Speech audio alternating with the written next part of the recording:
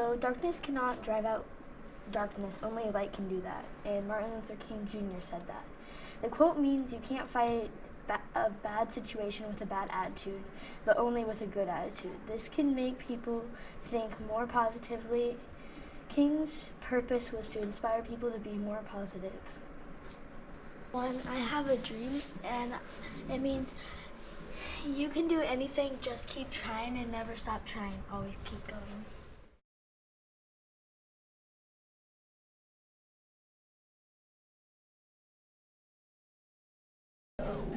So for the freedom quotes, we were told to make quotes, but make it so it means something, just like how the freedom quotes were.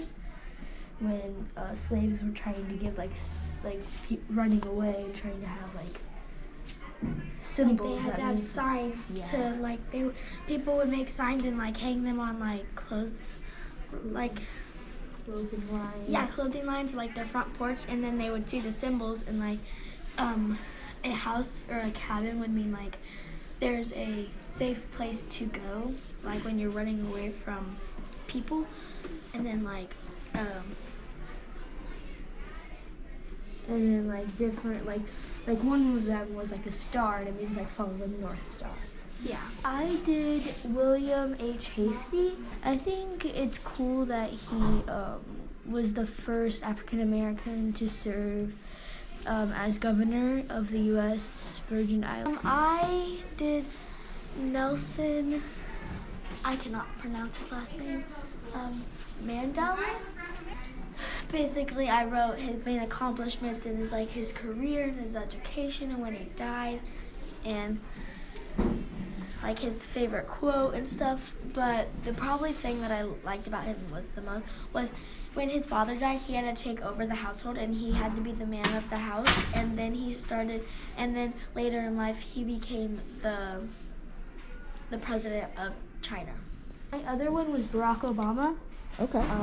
So I just put the same education, the main accomplishments and stuff. I thought it was very cool that he was the president and he did a lot of things to improve nutrition and school lunches, and I just think that's really cool about that. I had Inda Lewis. I wrote her when she died and stuff, but then her main accomplishment was she was one of the best cooks in New York City ever, and she started in New York City when she was born, but then she moved to Chicago because she went on to this tour and stuff and made food, but then she moved back to New York and then she became the head chef at the biggest restaurant in New York City.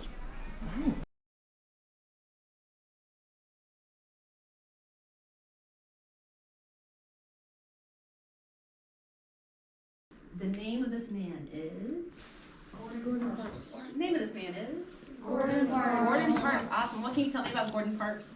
He is a photographer. Good, yeah, he's most well known for his photography. Good. What other interesting facts did you learn about when you were reading about Gordon Parks?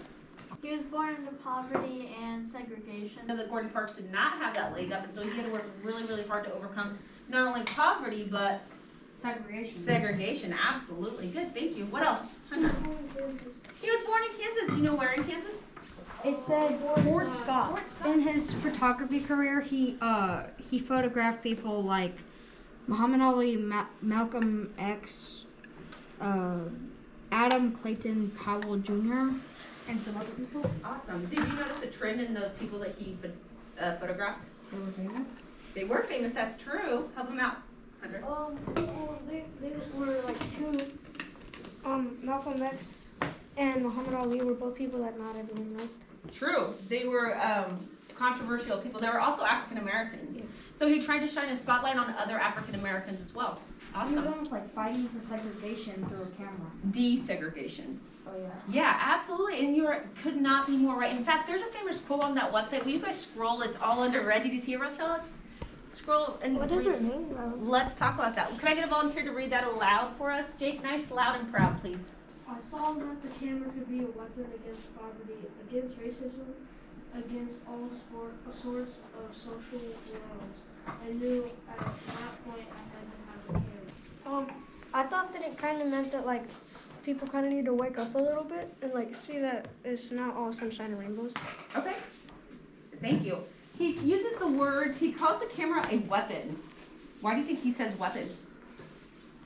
Tyler. Because it could like fight against poverty and like other stuff, because if he uses it, they can see what's actually happening. Very good. It's like a tool, right? We went to Washburn University, and it was basically just a black symposium for future students and to get more students engaged to go to Washburn. So more people of color, you know, so that we could diversify Washburn. The most interesting thing was learning about the fraternities and sororities that we could join, and just the overall hospitality that they were showing.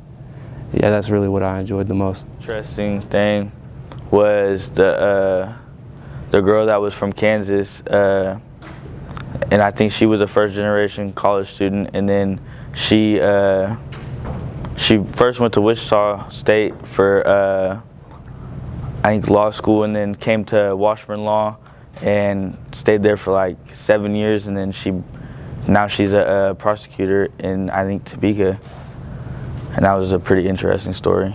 In Miss Mead's class, we watched the movie about Ruby Bridges. Ruby Bridges was basically an African-American girl that went to school way back in, what was it, the 50s or 60s? Then she integrated schools, and it was terrible for her, and every day when her parents would take her to school, there'd be like mobs of people just yelling terrible things, and but yeah, I think she was the first girl to integrate into schools. Wasn't They she? they boycotted the schools, kind of like she was the only kid going to the school at first, Yeah. and then finally some more kids like started showing up, but they were all white kids, and then yeah, they finally integrated, because at first they weren't teaching the classes together. She was still by herself, even though there's other kids there, but then they finally integrated for like half a days, and then they would have recess together. Yeah. And then after, like at the end, or at first, they weren't playing together. There was like, she was just playing by herself, or they played for a little bit and she'd get kicked out. And then at the end, they were finally able to play with each other, like no problem, just being kids.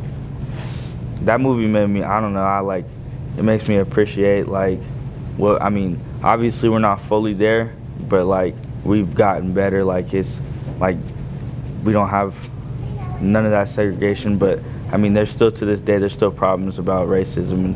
I feel like it helps us appreciate where we are now in the world, and to see how far we've come over time, because back then it was just terrible for people of color and minorities, but now it's looked down upon to be racist, as, you know what I mean, like, so it's gotten way better.